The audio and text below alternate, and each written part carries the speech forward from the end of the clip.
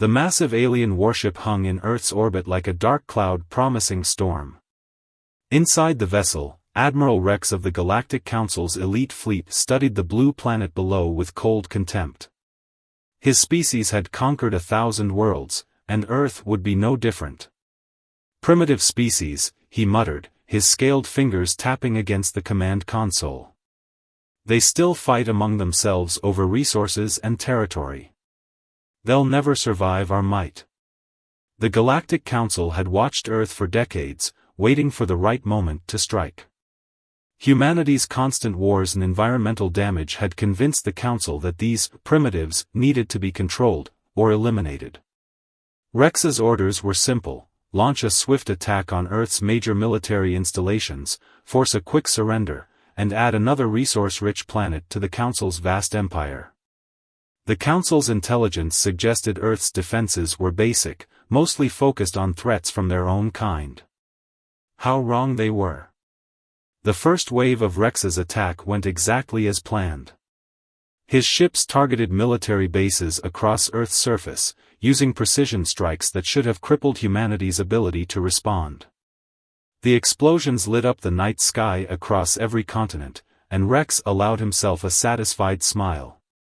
But that smile vanished when his tactical officer shouted in alarm. "Admiral! Multiple launches detected from Earth's surface. But this is impossible." Rex rushed to the display screen. What he saw made his blood run cold. Hundreds, no, thousands, of previously undetected missile silos were opening across Earth's surface. The humans had hidden their true military capability so well that even the Council's advanced scanning technology had missed it. How? Rex demanded. Their technology shouldn't be capable of this. The answer came in the form of a transmission that cut through their communications like a knife. The voice spoke in perfect galactic standard, shocking Rex even further. "This is General Marcus Thompson of Earth's United Defense Force. We've known about you for years. Did you really think we wouldn't prepare?" Rex watched in horror as the first wave of Earth's counterattack approached his fleet. The missiles weren't the primitive nuclear weapons the Council had expected. Instead, they carried something far worse: weaponized dark matter technology that the Council had believed impossible for humans to develop. "All ships, evasive maneuvers," Rex ordered, but it was too late. The first missile struck one of his support vessels, and Rex watched in disbelief as the ship literally folded in on itself, crushed by forces that humans shouldn't have been able to harness for centuries. "We've spent the last 50 years studying your technology," General Thompson's voice continued, calm and measured. "Every crashed scout ship, every piece of debris, we learned from it all. And we improved upon it." As more of his ships succumbed to Earth's weapons, Rex realized the Council had made a catastrophic error. They had judged humanity by their apparent technological level, by their visible conflicts and struggles. They had failed to see that these very challenges had forged humanity into something far more dangerous than anyone had imagined. The last thing Admiral Rex saw before ordering a retreat was a second wave of launches from Earth's surface. This time, the missiles carried something even more terrifying: quantum destabilizers of human design, weapons that could tear apart the very fabric of spacetime. As his damaged fleet fled Earth's orbit, Rex knew this was only the beginning. The Council had wanted to subjugate humanity. Instead, they had awakened a sleeping giant, one that had been preparing for this day far longer than anyone had suspected. And now, humanity was coming for them. The Galactic Council's central chamber had never been so quiet. Hundreds of representatives from across the galaxy sat in stunned silence as they watched the footage of their fleet's humiliating retreat from Earth. Admiral Rex stood before them, his scales dulled with shame as he delivered his report. "The humans weren't just ready for us," he explained, his voice echoing through the vast chamber. "They were waiting for us. Every move we made played directly into their hands." High Counselor Voss, a towering figure with crystalline features, leaned forward. "Impossible. We've monitored their communications, their military movements, their technological development. There was no indication dash. A new voice cut through the chamber. That's because we wanted you to see exactly what we chose to show you. Every alien representative turned toward the main entrance. A human woman walked calmly into the chamber, wearing a simple black uniform with no insignia. Behind her, 2 more humans followed, carrying what appeared to be ordinary briefcases. "I am Director Laura West of Earth's Counterintelligence Division," she announced, her footsteps echoing as she approached the center of the chamber. "For the past 70 years, we've been monitoring your monitoring of us." Outrage erupted throughout the chamber. Various council members shouted accusations of lies and impossible claims. Director West simply waited, a slight smile on her face, until High Counselor Voss called for order. "You dare to enter this sacred chamber uninvited?" Voss demanded. "Sacred?" West raised an eyebrow. "No. But we did hack your security systems years ago. Your invitation protocols are surprisingly simple once you understand quantum encryption." She nodded to her companions, who opened their briefcases and activated holographic displays. The chamber filled with images that made many council members gasp or cry out in their native tongues. "These are your surveillance outposts around our solar system," West explained. "All 42 of them. We've known about each one since the day you built it. In fact, we've been feeding them carefully crafted data for decades." The images shifted to show Earth's various conflicts, environmental disasters, and apparent technological struggles. Then, they transformed to reveal the truth behind each scene: massive underground cities, advanced research facilities, and military installations that had been completely hidden from the Council's view. "Every war you watched us fight? Carefully staged. The environmental damage you monitored? Controlled theater. The technological limitations you observed? A carefully constructed facade." Admiral Rex stepped forward. "But the dark matter weapons, the quantum destabilizers, were developed 30 years ago," West finished for him. "We simply kept them hidden, along with much more. You see, we learned something important from studying your civilization: the danger of showing all your cards." She turned to address the entire chamber. "Humanity's greatest strength isn't our technology or our weapons. It's our ability to learn from history. We saw how your council treated other, primitive, species. How you enslaved some and destroyed others. So we adapted. We prepared. We deceived." The chamber erupted again, but this time with fearful murmurs. Director West's next words silenced them all. "As we speak, human fleets are mobilizing throughout your territory. We've had stealth ships positioned near every major council world for years. We've mapped every weakness in your defenses, every flaw in your systems." High Counselor Voss stood, his crystalline form catching the light. "This is an act of war." "No," West corrected him. "Your unprovoked attack on Earth was an act of war. This is a negotiation." She pressed a button on her wrist device, and new holograms appeared, detailed schematics of the Council's most secret military installations, defense systems, and government facilities.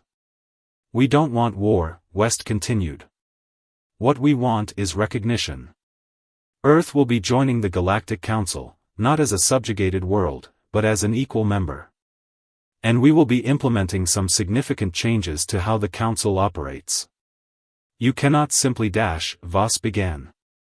"We can, and we will," West interrupted.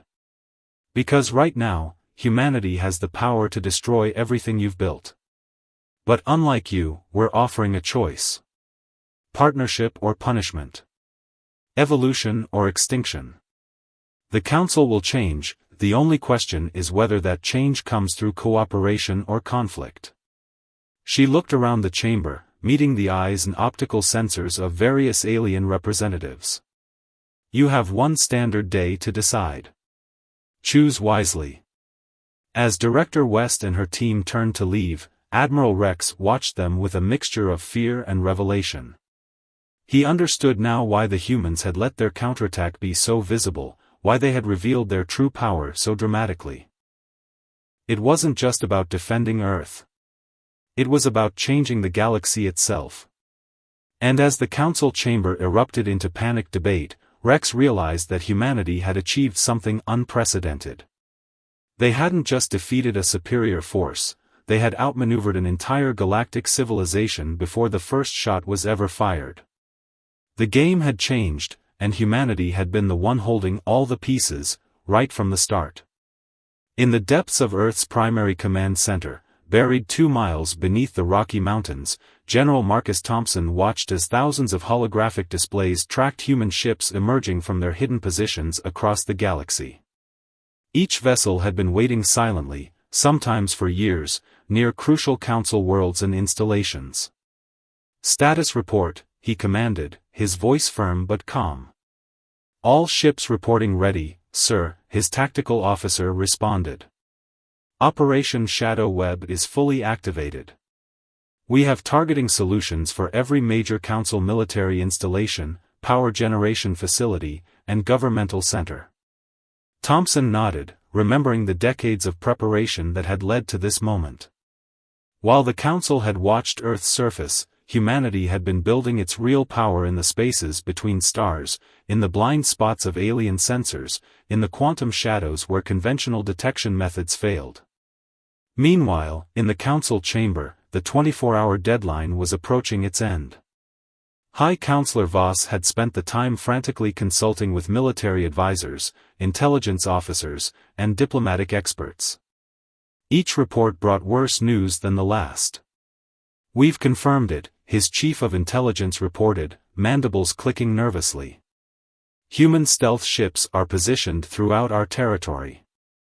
Their cloaking technology surpasses anything we've ever encountered. They're using some kind of quantum field that makes them virtually undetectable." Voss's crystalline form dimmed with worry. "How many ships?" "We've detected 342 so far, but we're only finding them because they're allowing us to. There could be thousands more." The chamber doors opened again, and Director West returned exactly 24 hours after her departure. This time, she carried no briefcase, no displays, no dramatic revelations. She didn't need them anymore. "Has the council reached its decision?" she asked simply. Voss rose from his seat, his pride warring with pragmatism. "We have, questions first." "Of course you do," West replied with a knowing smile. "Let me guess, you want to know how we managed all this? How we kept it hidden? Why we didn't strike first?" She began to pace the chamber floor, her voice carrying to every corner. "Humanity has a saying, the supreme art of war is to subdue the enemy without fighting. We studied your civilization thoroughly. We knew that a direct confrontation, even with our advanced technology, would result in massive casualties on both sides. So you chose deception," Admiral Rex spoke up from his position near the wall. "We chose wisdom," West corrected. "Every conflict you've observed on Earth for the past 70 years has been carefully orchestrated. While you watched our apparent wars, our real military trained in secret. While you monitored our seemingly primitive space program, we were building quantum drives and dark matter weapons in underground facilities. While you studied our public communications, our real technological developments were shared through channels you never knew existed." She stopped pacing and turned to face the council directly. "But most importantly, we studied your weaknesses. Your overconfidence. Your belief in your own superiority. Your tendency to underestimate primitive species. We used all of that against you." A new figure entered the chamber, General Thompson himself, having teleported directly from Earth's command center using technology that made several council members gasp in shock. "Even now," Thompson added, "you're only seeing what we want you to see. Our full military capability, our true technological advancement, these remain hidden. Consider that carefully before you make your decision." High Counselor Voss's crystalline form pulsed with barely contained emotion. You speak of partnership, yet you threaten us. You claim to want peace, yet you position weapons throughout our territory. How can we trust such duplicity? Trust? Thompson laughed softly. Trust is earned. You plan to invade our world, subjugate our people, and strip our planet of resources. We're offering you a chance to transform the Council into something better, a true federation of equals, not an empire of conquest. Director West stepped forward again. Your time is up, High Counselor. What is your decision? Will the Council accept Earth as an equal member and agree to reforms, or shall we demonstrate why that would be the wisest choice? The chamber fell silent. Every representative, every advisor, every guard waited for Voss's response. The future of galactic civilization hung in the balance. Voss looked around the chamber, at the faces of species that had ruled the galaxy for millennia. Then he looked at the two humans before him, representatives of a race that had outmaneuvered them all. His answer would change everything. And as he opened his mouth to speak, the humans allowed themselves small smiles, knowing they had already won, not through force, but through patience, preparation, and the careful manipulation of pride. High Counselor Voss's crystalline form pulsed with a deep blue hue, a sign of resignation recognized by all present. The Council accepts Earth's terms, he announced, each word clearly painful to speak. But before Director West or General Thompson could respond, alarms blared throughout the chamber. Emergency lights flashed across every wall as panic erupted among the representatives. Multiple unauthorized quantum signatures detected, a security officer shouted. Ships emerging from null space. Thompson and West exchanged knowing looks. They had expected this. The War Council, Thompson stated calmly. The military hardliners who wouldn't accept peaceful resolution. Right on schedule. Through the chamber's massive viewing windows, massive warships appeared, the Council's secret fleet, kept hidden even from many of their own members. Led by Admiral Krell, the most decorated and feared military commander in Council history. You see? Voss's color shifted to angry red. You humans think you know everything, but you didn't expect dash. 642 ships, West interrupted, checking her wrist display casually. Quantum core battlecruisers, plasma destroyers, and temporal strike craft. Admiral Krell's personal flagship leading the formation. Exactly as our intelligence predicted. The chamber fell silent as her words sank in. Even Voss's crystalline form dimmed in shock. A new hologram appeared in the center of the chamber, Admiral Krell himself, his armored form towering over the assembled representatives. This farce ends now, he declared. The humans have played their game well, but they have overreached. No species can be allowed to dictate terms to the Council. Open fire on all human positions. Nothing happened. Krell's image flickered as confusion crossed his features. I gave an order. All ships, open fire. I'm afraid your ships aren't responding, Admiral, Thompson said, stepping forward. They haven't been responding to your commands for the past 6 hours, actually. You see, while Director West was here delivering our ultimatum, we were busy implementing the final stage of our plan. West activated her own holographic display, showing the interior of Krell's flagship. Crews stood frozen at their stations, trapped in quantum stasis fields.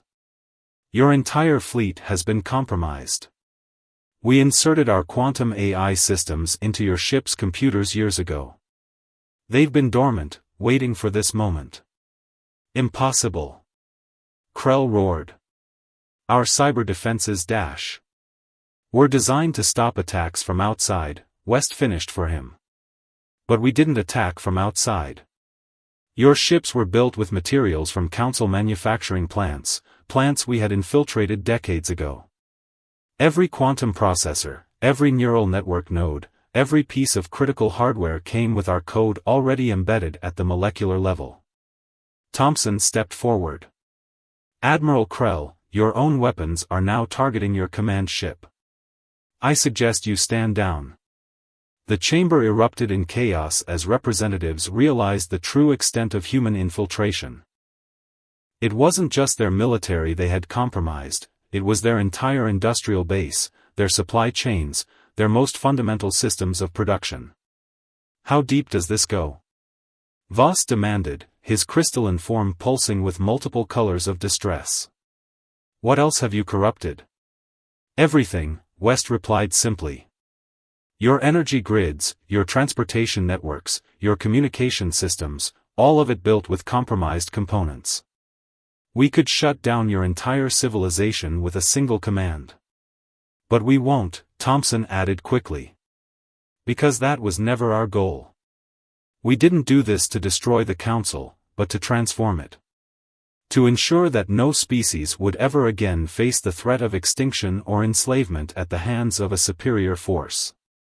Through the windows, Krell's fleet hung motionless in space, their weapons powered down, their crews unable to resist. The mighty Admiral's hologram flickered and faded as his ship's systems came fully under human control. The choice remains the same, West announced to the chamber. Accept Earth as an equal member. Agree to reforms that will protect all species, not just the powerful. Or. She left the alternative unspoken, but every being in the chamber understood. Voss looked around at his fellow council members, then at the dormant fleet outside, the council's last hope of resistance, now turned into a demonstration of human power. His crystalline form settled into a steady white glow of acceptance. We will need time to implement such sweeping changes, he said quietly. You'll have it, Thompson assured him. Earth has no desire to rule the Council. We want to help transform it into something better, a true federation where all species can thrive, where technological advancement serves the good of all, not the ambitions of a few. And if we succeed, West added, perhaps we can even help you understand humanity's greatest strength, not our technology, not our deception, but our ability to imagine a better future and work together to achieve it. As the Council representatives began to discuss the specifics of the coming changes, Thompson and West shared a private smile.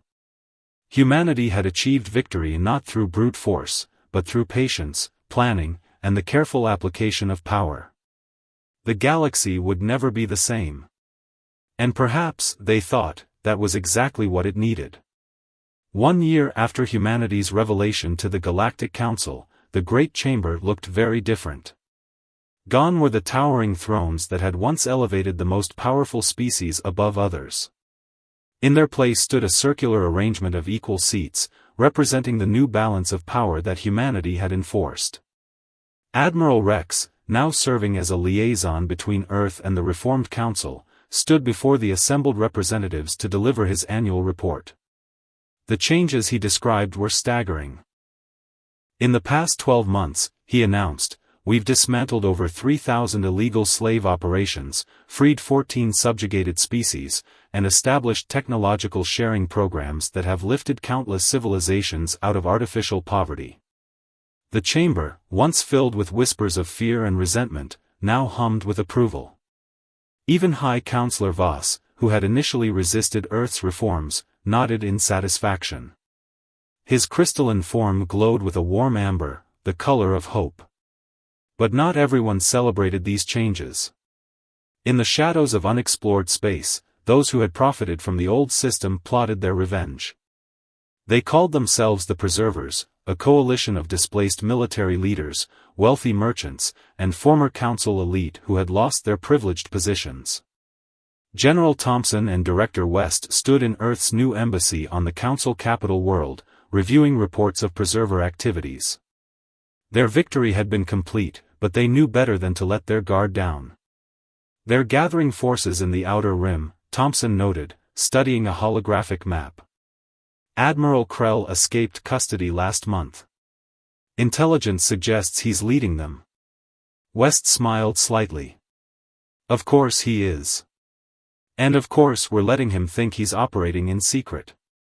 The tracking devices we embedded in their quantum cores are still active? They never even found them, West confirmed. But we should let them make their move soon. The galaxy needs to see what happens to those who try to restore the old ways. As if on cue, alarms blared throughout the council capital. The preservers had launched their attack, exactly as humanity had anticipated.